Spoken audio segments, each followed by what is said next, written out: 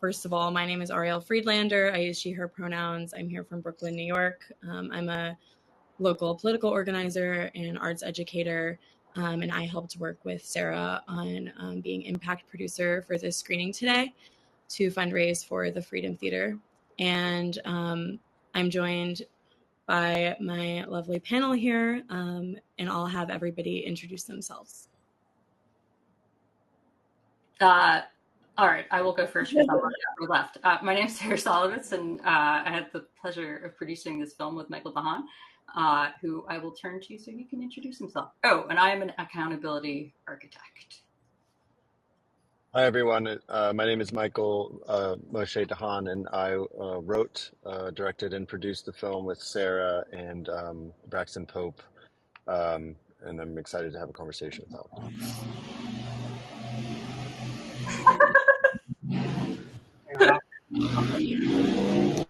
Somebody has a gardener, which we will hopefully not hear more from.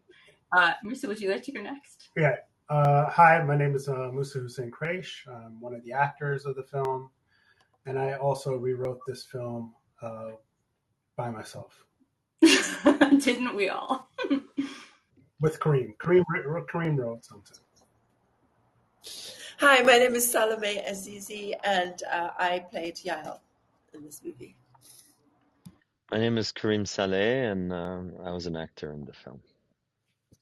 Thank you all for being here. I can't wait to hear more about the film and the process of making it. I know people have a lot of questions about the script and the stage, but I wanted to kind of start by grounding us in our main character, Giuliano. And I'm wondering, how did your thoughts and feelings and understanding of the work and life of Giuliano, or the character of Giuliano, change throughout the process of making this film? Micheal, do you want to go first? Yeah, I mean, I think the entire project was kind of a learning process about Giuliano, right? I think the project began because his biographical information and his story was so interesting that I couldn't but make a film about him. I think initially it was because we saw a clip of him speaking on Israeli TV, kind of foreshadowing his assassination. And then I learned that happened at some point later on, and I thought immediately that there must be some compelling narrative. And then as we started to do research, it really became apparent that just who he was really interesting, and that it presented an opportunity to really unpack a historical moment and a moment that was really interesting to all of us.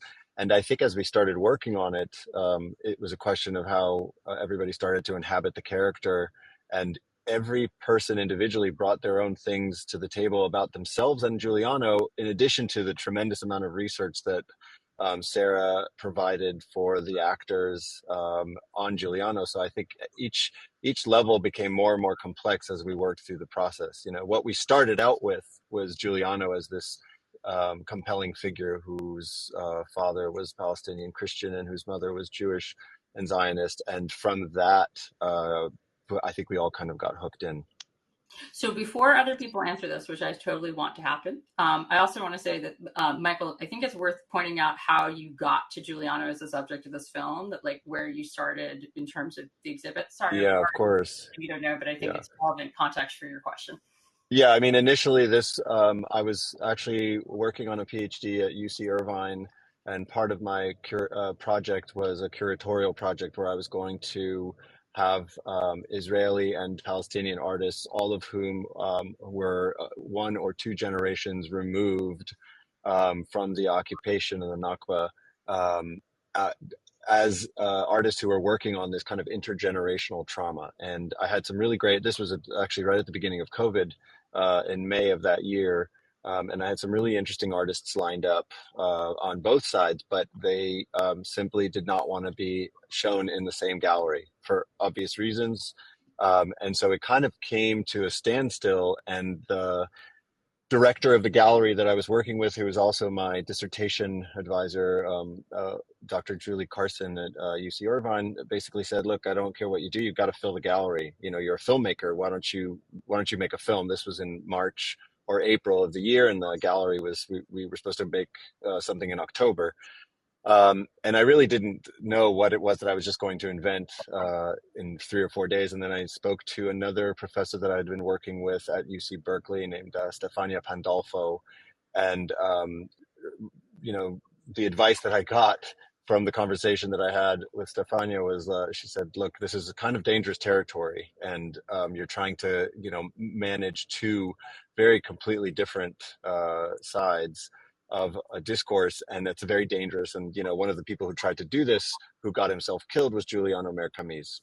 I had not yet heard of him at that time, right? So as soon as she gave me the name, I really started looking into it, and immediately saw that there was something there.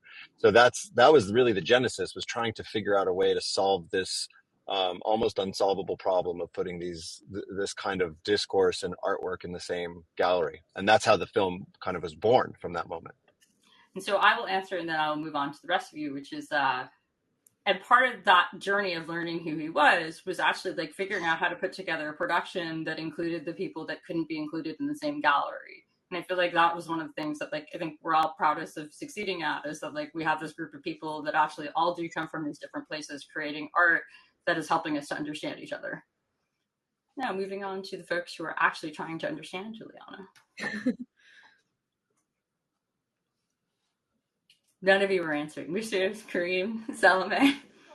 Yeah. I think, yeah, okay. I think it's better if you point at the person that you want to answer, because we're mindful of not creating sound distortions. Okay. I appreciate that. Yeah, Mousa, do you want to share? Yeah. So, I mean, my understanding of Giuliano is somebody being a Palestinian. I've heard of the Freedom Theater. I actually heard about the Freedom Theater on the first film that I did with Karim when we were doing Munich. Hiam Abbas, who is an actress, she was the one who told me about the Freedom Theater, and something that I should look into the next time I happen to be visiting Palestine.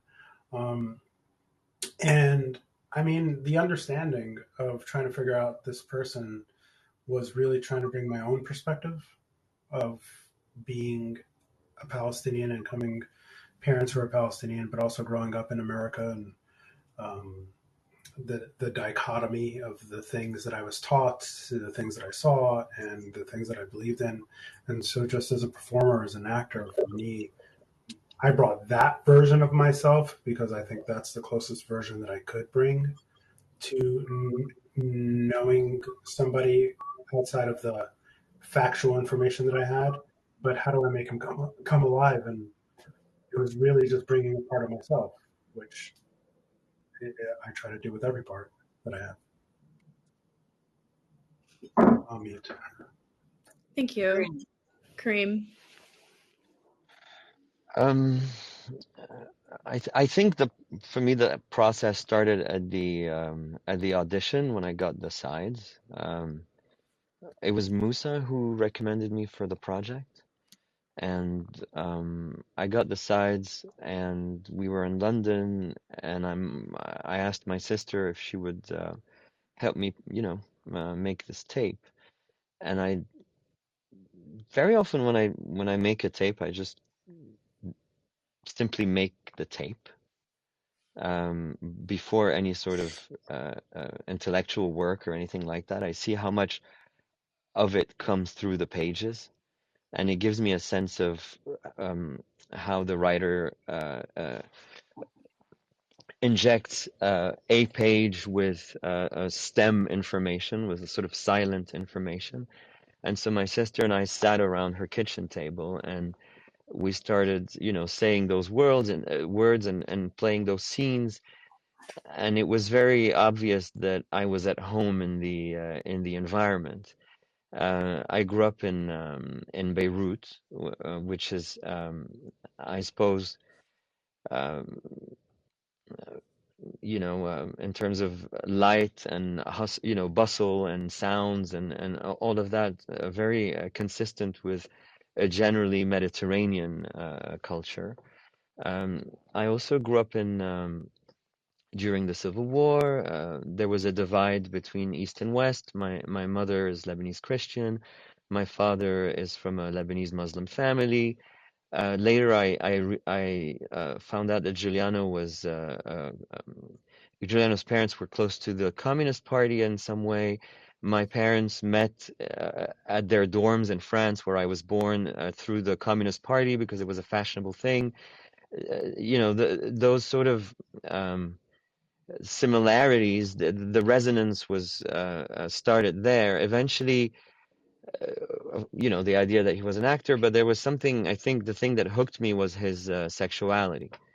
I found myself in this situation where I understood his body and I understood his sexuality, and I understood what it meant in a way to hold a Middle Eastern sort of sex appeal that isn't, your typical square-jawed, flat-faced aesthetics, and there was something in that I kind of wanted to celebrate, like the general sexualization of the broader Semitic features, and in contrast with a sort of general demonization of it, and it's done on either sides. Like when you see Arab identifying actors, they're usually more European looking, or when you have more Ashkenazim working in a sort of mainstream American cinema.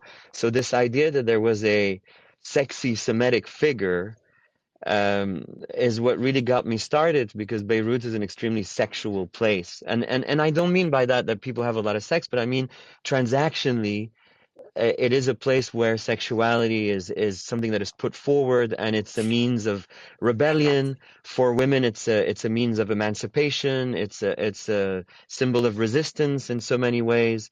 It's a way to counter fanaticism, and I don't just mean orientation. I mean a form of celebration of one's sexuality and one's sort of overtness with it, and I think that was really the hook for me.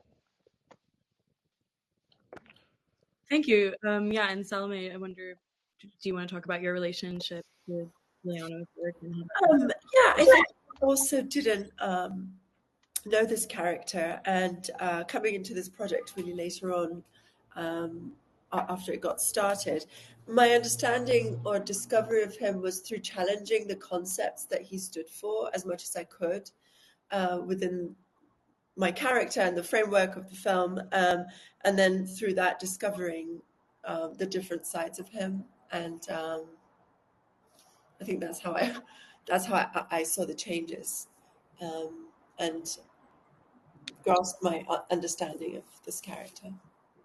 Yeah, I really appreciate the way that all of you are sharing about your relationships to the character and like building your characters. And so I kind of want to just jump right into discussing the characters, and then maybe we'll have time to discuss the environment later on.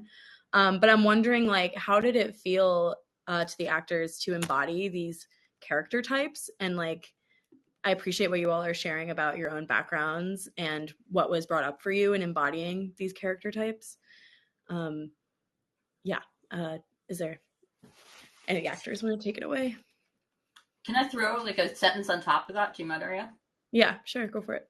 I feel like the thing that you're getting at is like how different was this from other things that y'all have been involved in, and that like what that contrast meant for your performance, and like maybe if it created a different experience of like freedom, and like how this production was different from others. It sounds like I'm asking Passover questions. No, I was just thinking about Passover when I was writing these questions. And yeah, I'm really interested kind of in, did having these character types so plainly written out and put out in the film almost make it easier or different or nuanced to navigate these character types, and considering where you all might come from? Yeah. We're gonna go with the pointing. Which do you want to point to first, Ariel? I was gonna. Mousa, you want to go for it? Yeah, great. I feel like it's a lot to process, so I didn't want to put it on anyone first. So yeah, Mousa, thank you. So repeat the question in a very simple. Yeah. In the simplest way. what did it feel like playing a character type, and were any feelings brought up from previous work, and was it different to play such a pointed character type so overtly? I think for me, one of the what was great about this project was this was different than any other project that I've ever worked on, in the way that we shot the film and the way that we created the project. And it gave me freedom to be able to, we were shooting chunks. It wasn't like normally we'd shoot a scene, cut, redo the scene, move on. We were creating from, what was it, like anywhere from like 15 to 30-minute increment blocks of continuous content. And that would change every time we would do it. And it would change because I think the freedom of being able to do it and then find something that I didn't find before and go, like, leave it in the back of your mind and like, oh, okay, I'm gonna try that later and see how that plays. Because it was like doing a play. And again, I'm speaking for myself, but the energy that the other actors gave me, being able to play off of Salome inside the booth, and she had this glass wall and she was always protected, and being able to want to jump in when I was frustrated, or hide away because of the sadness, and I was glad that wall was in there, or just to be able to play off of Karim, the energy that we would have, and the stage rotating the whole time. There were so many factors that all the homework was kind of done in the backstory of me, as well as my research on Giuliano. But being able to just jump in and play and seeing what happens is, I think, one of the greatest freedoms that kind of what Micheal gave us. And then to see things that we didn't see before, and for him to pick up on it and guide us and say, oh, that was really good. I want you to go further with that, within the lines of the script, or that didn't work. Just like any trust that a director would have with an actor, but just being on the stage, the character came more and more fuller. And again, like I said, it's like a play. When you're doing a play and you're doing a play for 3 months, the experience for most actors is like, you don't really find it until like the last couple of weeks. And that's when you're really flying. And we had 2 weeks to do this. And like, it was the last couple of days, and that's when we're really flying. And I think I was fighting the flu when I was doing that. Mm-hmm. Mm-hmm. And then I was just like, man, there was so much coming out of exhaustion, of just energy. And what was great is having a cast that you just felt very safe in. So we were able to do anything. And I think that's what kind of really brought the characters out, and staying in the zone. And it actually really made it easy in the script for me to be able to differentiate, where it was like, one is Palestinian, one is Israeli, and one is like the amalgamation of both in the future. And knowing exactly who you are, I wasn't deviating from that, because there were things that Karim was saying that I did agree with, but I was like, my character wouldn't agree with that. My character was going to be the wall against that. Does that make sense? So that's the freedom that I think having and finding the character is. It was in the process of doing it. Yeah, and Karim, what was your relationship with playing your character type, and how was that experience? Yeah, so the type was never my problem. It was always the audience's problem, and it was always the whoever was in that Checkpoint Charlie, which is what I called Salome's cubicle in my head. But I mean, it's a little bit when you say how was it to play a type, it's a very rich sentence that you're making in a way, because a type is a completely conceptual thing and play is a completely body-based thing. So you may be asking, what does it feel like to lend your body to a type? But the process of lending your body to a type is not process of submission, it's a process of mirroring. So every day I am lending my body to someone else's fantasy one way or another. Even the woman that loves me in a way is loving me through her own filters and through her own perception, and I more or less enjoy the space, the space my body occupies in her fantasy. And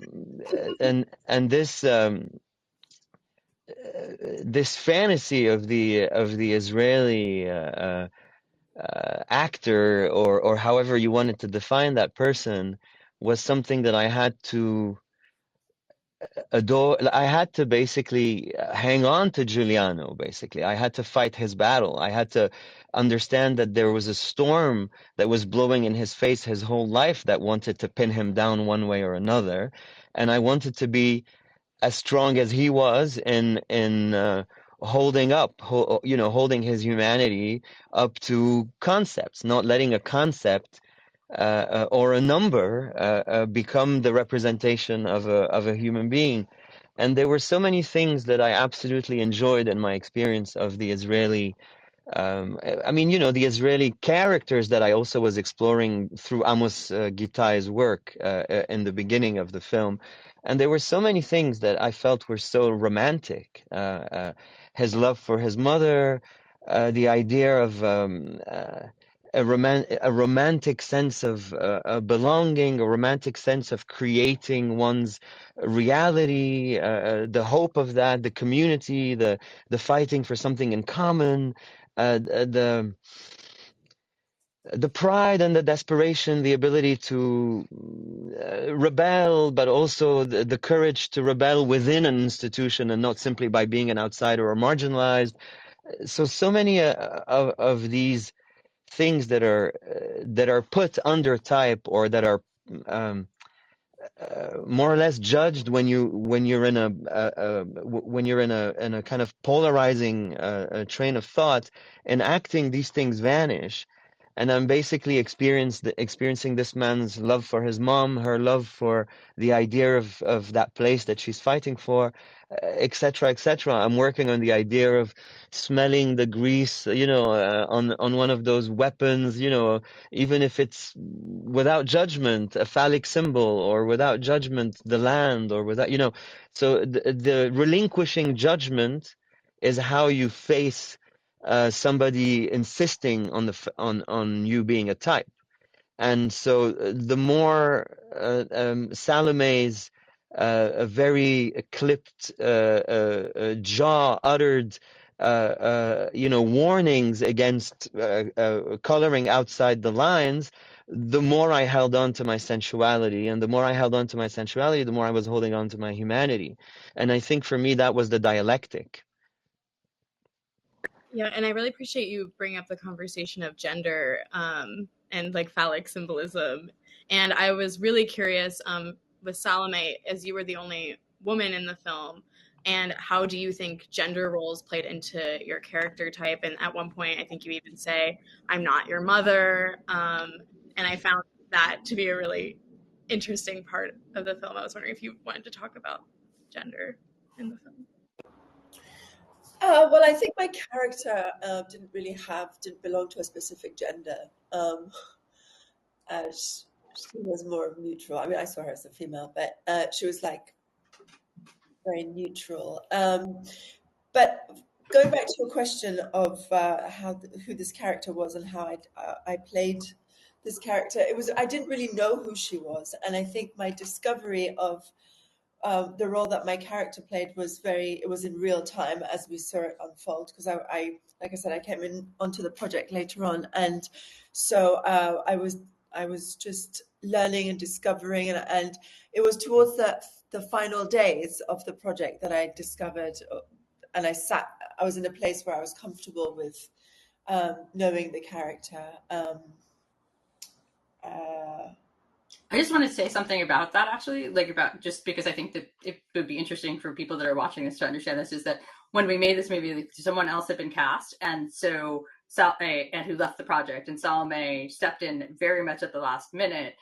I actually think that like in the long run, like there was a benefit that showed through your performance that you were learning the character in real time, because in part like you were reading a part, and like that was the part like that you were supposed to be playing in a kind of way. So like it was like, while I know that it was nerve-wracking and hard for you to be doing that, like to like literally show up and be handed a script and not have the time to have processed or thought about it, I think it wound up in the end benefiting your performance and your take on it. Like, do you see that sort of in retrospect? No, I do. I think everything just worked out perfectly as it was meant to. And I appreciate that. And it was a really interesting and creative and challenging project for me. I think it was probably one of my most challenging ones, because I was taking on so much. And the way it was filmed and everything was so different, and I just loved it. So yeah, I think it all worked out as it was meant to be. Thank you, Micheal. In terms of Ariel, gender, and sorry, just a little I, interjection. In terms of gender dynamics, I feel that Salome's character was in a unique position in relationship to the three men in there. And I think that Salome really embodied this in a way where it gave her both protection and a position of dominance, but she was also curious and open eventually, and that loosened up through the process. So I think there was already designed in there, I wouldn't say a reversal because these things aren't law, but definitely she was in a dominant position.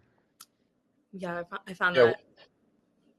Oh, sorry. Did someone want to add something to?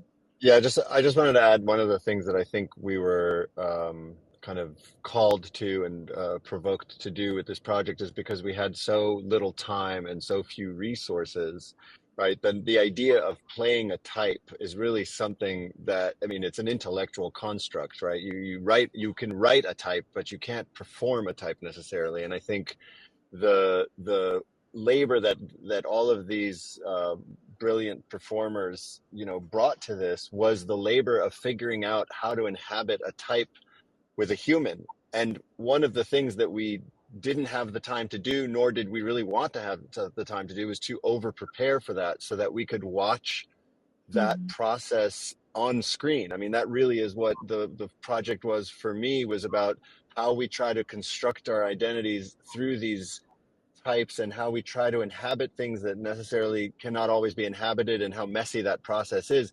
So to see them working through that was really essential. You know, we wanted them to not be off book when they showed up so that we could see them working to try to figure out what it meant to say these lines. And I think that was both a pragmatic thing that we had to do because we didn't have time or resources, but also something that worked for the project. We kind of conceived it that way because we didn't have the time, and therefore it seemed to work because we saw everybody working towards it. And the other thing that I will add, which I think is an important piece of information, is that the actress that was supposed to play this role initially was Israeli, and you know, quit the night before because they had asked us to change things about the script that we didn't want to change. We said, this is the script that we are going to make. And they resisted that because, you know, they were concerned about their career. They were concerned about their safety. They were concerned about a lot of things that were legitimate concerns. But that was what put us in this position to really think, okay, well, now we need the actor, right, that won't be afraid of this and that will be ready to kind of step into this. And so, you know, magically these things kind of work out. But I think that's an important piece because the fact that she was Israeli, I think, is an important piece of this, right? Yeah, I think.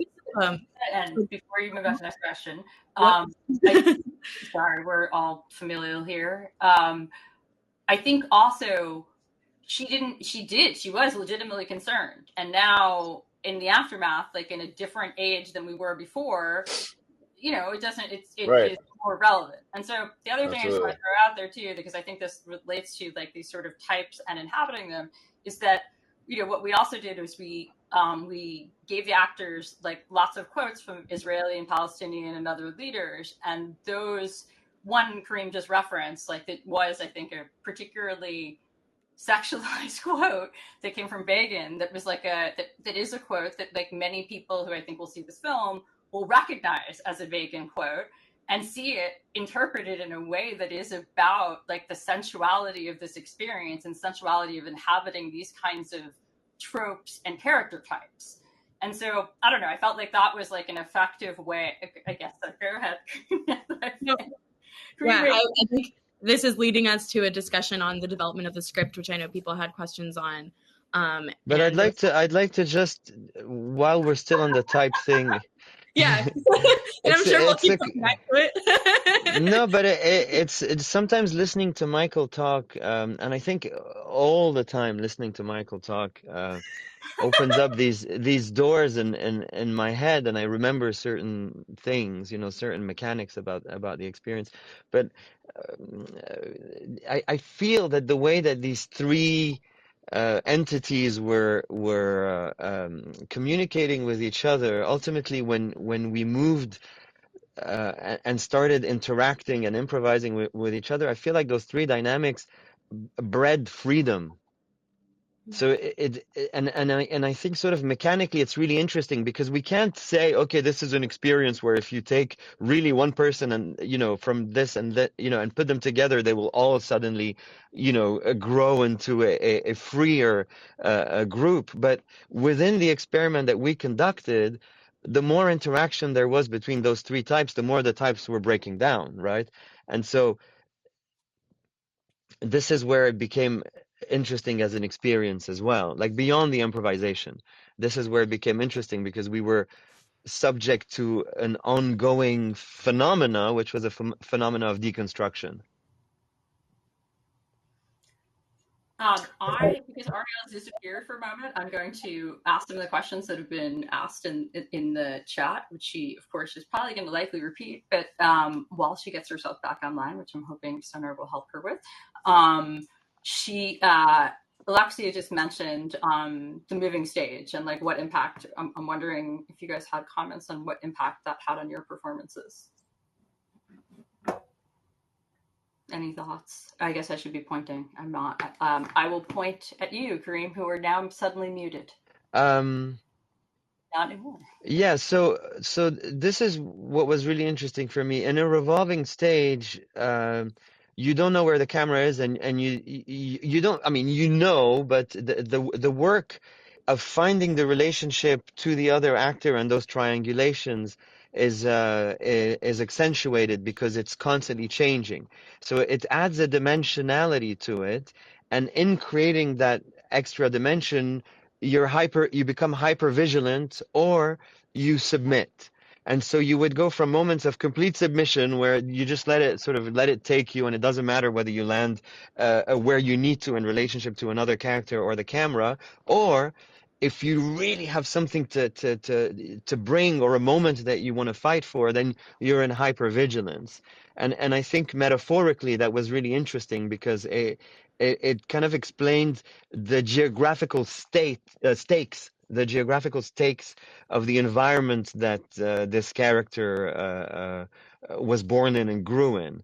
And I think it created more of an anchorage in what is a volatile, a weird piece of the world that seems to have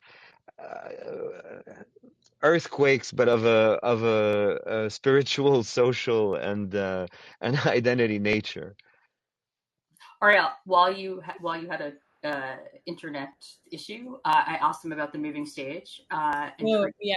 So far, and I figure Mousa, Salome, and Micheal, if you guys would like to have any comments on the moving stage, revolving stage, which is.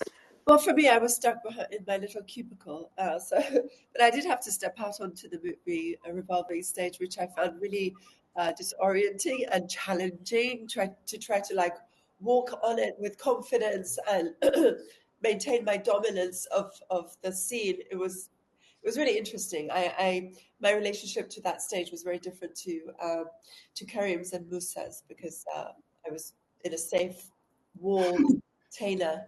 But I thought it was great. No, I think my answer is, I probably said it earlier, where again, it felt like a play, and the stage just helped make it feel alive, and just be able to put ourselves in certain positions of power or submission, and just being able to just you know, I remember it reminded me of this technique that we used in school when we were studying acting, and it was a Japanese form. I think it was called Suzuki, and it's like depending on where you are on the stage, gives your character power or less power, and being able to move. And I don't know, it was I didn't think much of it other than how do I not fall off. Yeah. So you just went with it and let it be what it was and use it to my advantage when I could.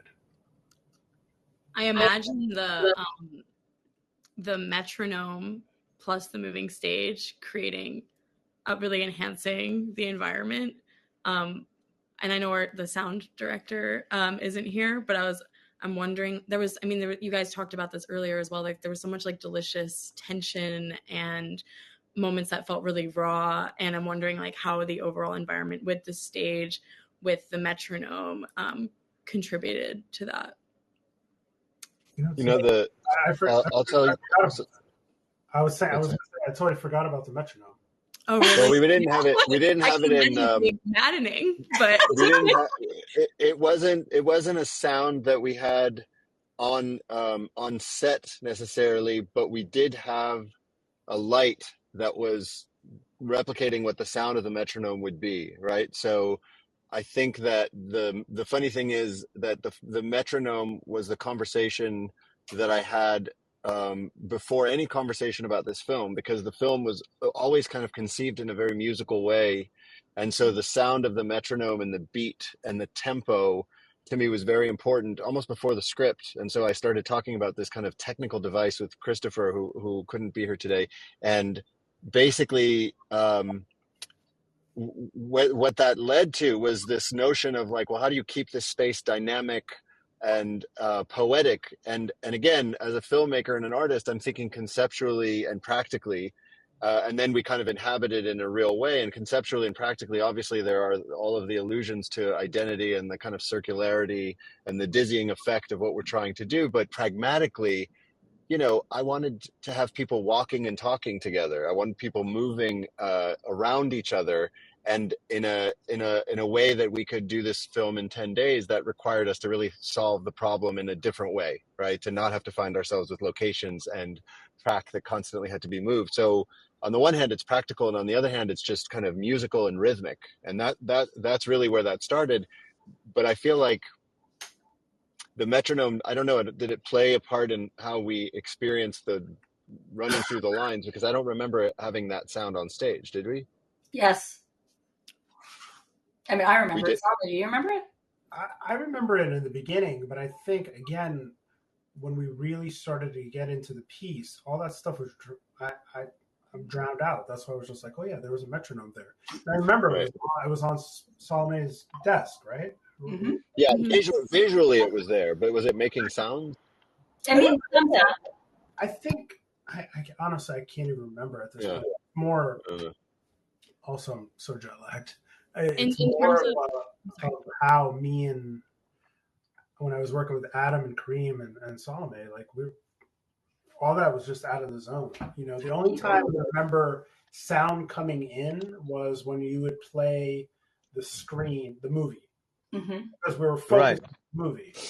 But then outside of that, I was just so focused on everybody else and the movement and everything. It just kind of felt like we were living in that stage and living with that sound. Tell me that they would hear it while they slept, and the actors were telling me that they felt this revolving stage while they slept.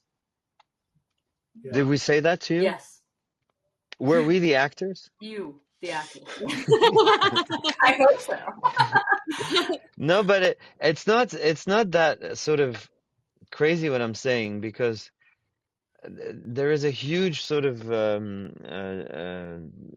loss that happens when you finish when you leave a character, and it's not just the absence of the character. I think you leave part of the actor in there too, in a way that it's almost as if you were using a saw and you really needed to get through this thing, and now this saw is broken, and it doesn't matter because it's not about the saw, right? And so sometimes you leave some of your tools on the site, and Mousa saying that he doesn't remember the metronome.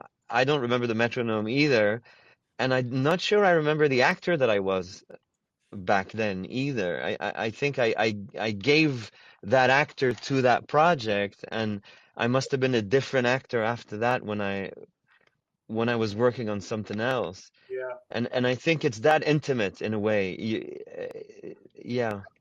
Can I add to that, because it's so interesting that he says that.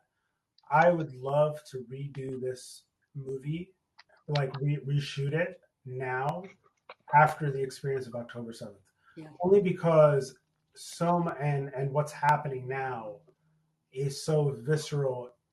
I'm gonna in all of us that I'm so curious how those characters would actually play against one another. Do you know what I mean, Karim? Like, can you imagine if we did it again and we're knowing what we know now? Because there are things that I don't think I would have ever imagined happening outside of this film. In reality, what's happening right now in the world, in that part of the region between Israel and the Palestinians, I never thought in my lifetime I would actually see it go this far. Like, I've heard the stories, but now to really experience it and then be an actor that says, "Oh yeah, come and play this person," man. Well, and especially, we talked about this a little bit before as well, especially like in terms of incorporating the quotes from Israeli and Palestinian and other Arab leaders from the time. Like, they all have a different ring, and even being able to inhabit the different sort of characters that those people were inhabiting when they were saying that as part of your own character becomes, I think, more hard to stomach. Like, it's more hard to stomach some of the lines that, like, part of the dynamic of including these lines is we try to include lines from leaders that you wouldn't expect that you would expect that the line that is a quote from Arafat is actually a quote from an Israeli prime minister. And like, that plays in a very different way after October 7th, because it means that, like, it's harder to know when to believe what people are saying at all, which is sort of part of the theme of being able to switch characters and switch suits. Can you talk a bit about the maybe Micheal developing the script and what your source materials were, and maybe that can also lend itself to a conversation of what the source material in the script, the quotes were from, but also then what was improvised on top of it. Say that again. You just cut out really quickly. I just missed the first half of that. Where did you pull quotes from?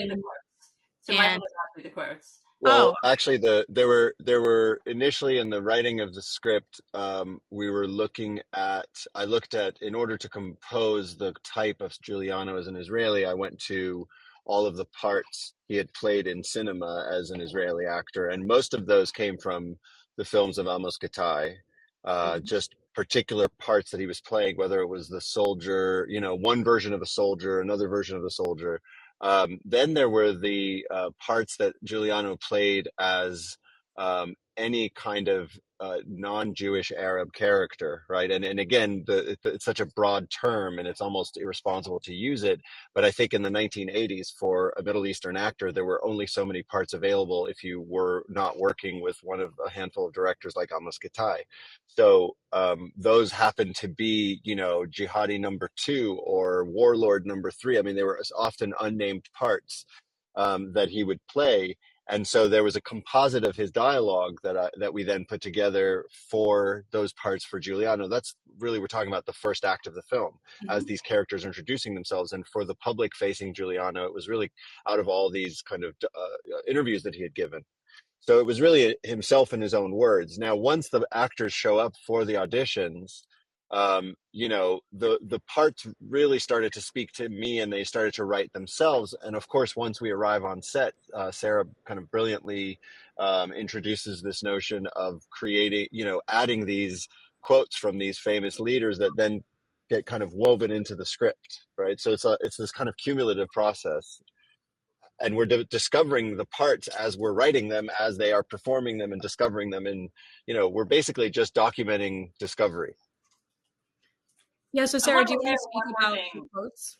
Well, I will do one more thing on that, and then sorry, Ariel, for interrupting you. No, I think we were getting at the same thing.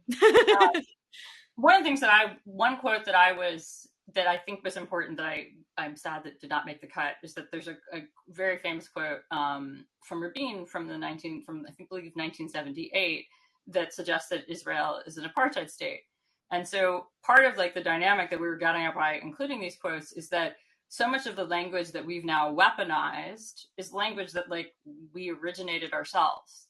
And so being able to play with that and understand the origins of it from then until now was like, I think became an increasingly resonant part of the film over this past year.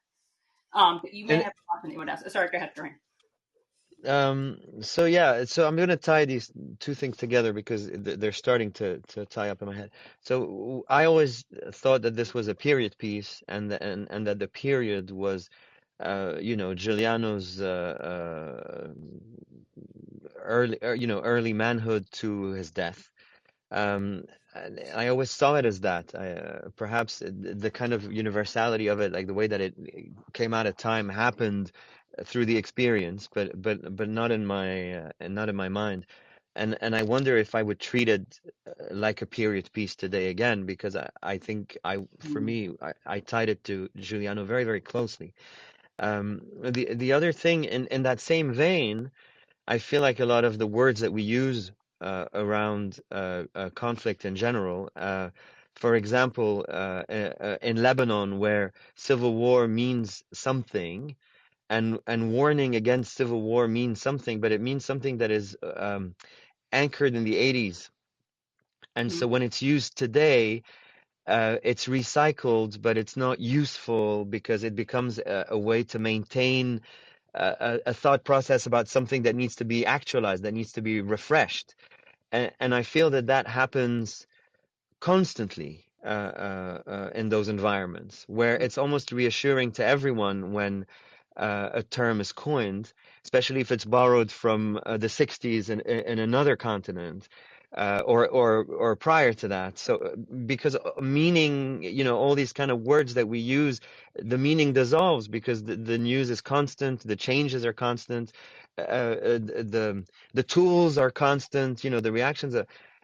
And so for me, it's really, really, I got really attached to the idea that it was a period piece, and that it was a period piece that reflected a time of my life where I lived in the Middle East, and that the 80s and 90s had to be a very strong part of what I was diving into.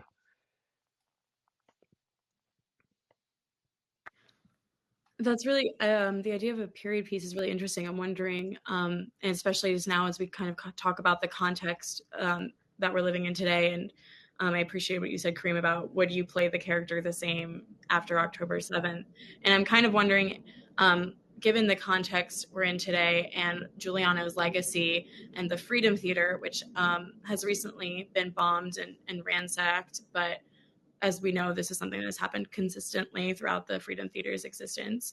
Does that mean something differently this time? Like, what does the cultural intifada maybe look like right now? I know that's maybe a heavy question, but yeah, I'm kind of wondering, like, what does Giuliano's legacy look like now after October 7th?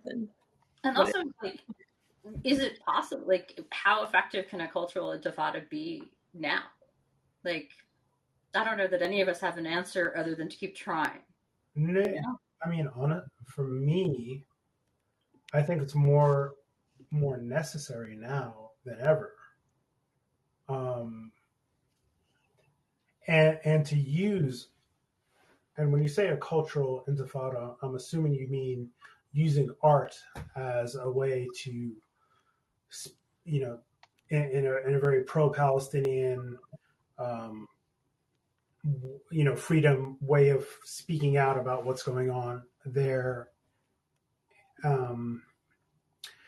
And, to be clear, like for me, when I say pro-Palestinian, that is including Israelis who could see Palestinians as being equal citizens as they are. Do you know what I mean?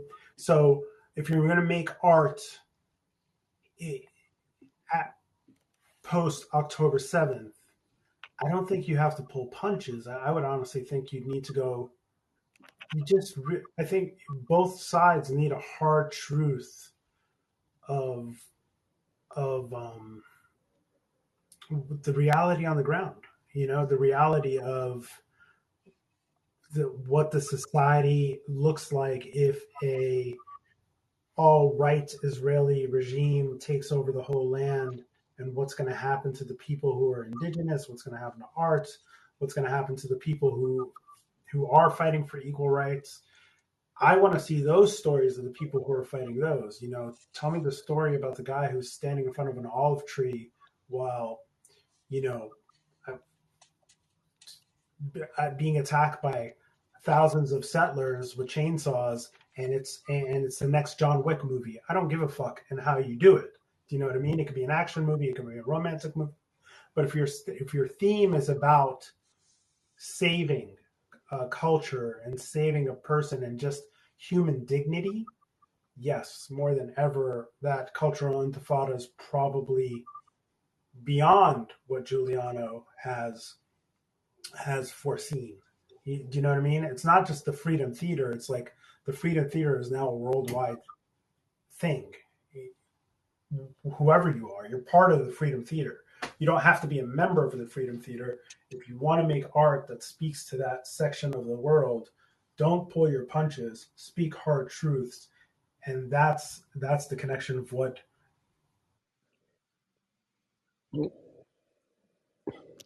I'll pass it to Karim. Yeah, hopefully Mousa can rejoin. So for me, I have a definition issue here because, and it changes. This changes across throughout my life, and it changes from person to person. But as much as I really truly value the importance of different communities telling their stories and different communities being able to tell their perspective, and as much as I understand that audiovisual mediums, or especially film, because it's so easily spread and easily accessible, that those are great means for people to tell their stories. But I have a very strict definition of art that excludes any form of not in the negative sense, but any form of propaganda, and for me, art cannot be useful.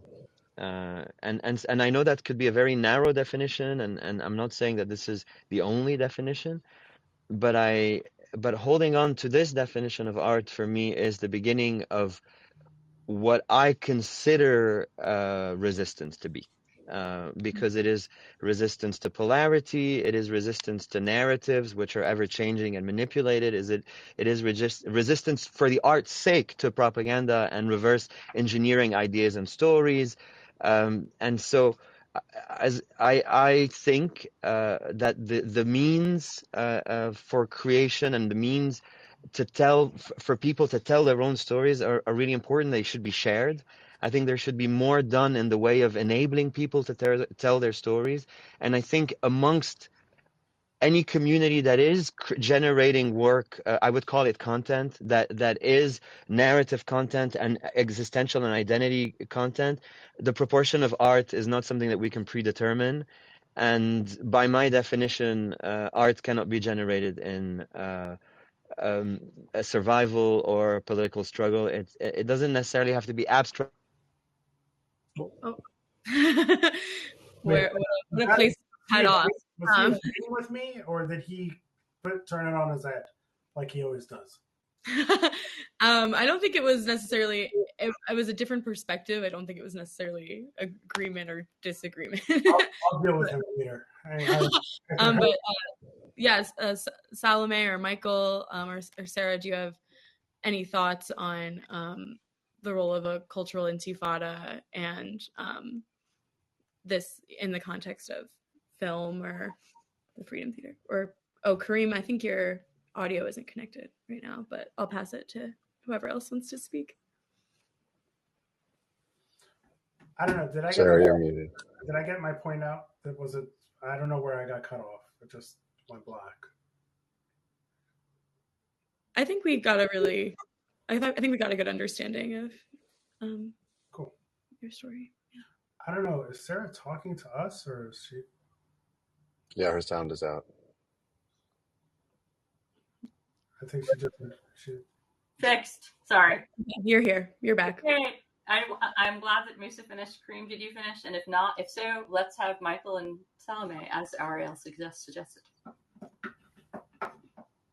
Micheal, I'm completely lost about what the question was, but also it's I don't know what my thoughts are, so I can't really. There's so much, so I'm just gonna skip this. I'll listen to you guys. Micheal. I mean, my relationship to the making of work in the political context to me is always about problematizing the expectations that people have. And I think maybe that may align with Karim's notion of keeping art and propaganda separate. But I do think that the work is always made in the context of a historical moment. And to me, the problems that are introduced are much more interesting than the impulse to try to offer solutions that are often either one-sided or uncomplicated. And I think this was the provocation of this project, was to lean into the nuance and the complexity and to unpack the problem, because it is all of ours problem. I mean, my problem is that I'm, or in the sense that everybody has a problem, is that I'm Israeli. I was born in Jerusalem. I love my country as a place that I was born, and I'm unashamed to say it, but I have a problem, right? And I am challenged by that love. And I think that as a person who's been living in the United States for well over 3 or 4 decades now, I have a somewhat different perspective. And so I'm living in the problem, and so I'm trying to express the problem. So of course, the project for me is about my problem, but of course, selfishly, as the artist who's trying to work through that problem, I've now made it other people's problem. And the other artists that I'm working with and the collaborators have kind of inhabited that problem. So if that's what a cultural intifada means, then I'm all for continuing to excavate these problems for people so that they can truly understand what is actually happening. Because what is actually happening is problematic on almost too many levels to accurately represent, right? And it's that problem that I take on as an artist all the time, is the attempt to represent the problems that we inhabit and that inhabit us. And those problems are different at different moments. After October 7th, I don't know what this film would be. I think, in some ways it was prescient about the kind of the level of intensity, but now there's a kind of different problem of language that we seem to have, and a different level of stakes, right? But the kind of simultaneity of multiple problems, that to me hasn't changed. Maybe the intensity has changed. So I'm going to throw out there, which is like that I think I'm tempted to take a more absolutist statement and say that all art is propaganda, but I won't quite go that far. I think all of it and everything is inevitably political and contextual, and that like part of why I want to make art is because of this idea of a cultural intifada, is that like that you can make art that impacts people and makes them, and inspires and encourages people to do what they can to create the world that they want to live in, and also to see a vision of possibility. And so I guess I think like if that, like I think intifada is like yet another word that like, has sort of been taken over to mean things that it doesn't necessarily. My version of a cultural intifada, I think, is how Juliana defined it, which is that you actually do have to change the culture to create the possibility of a different future. And like that culture has to include different kinds of expressions that mean different things. And there has to be the freedom to define things for everybody to not have the same definition of things.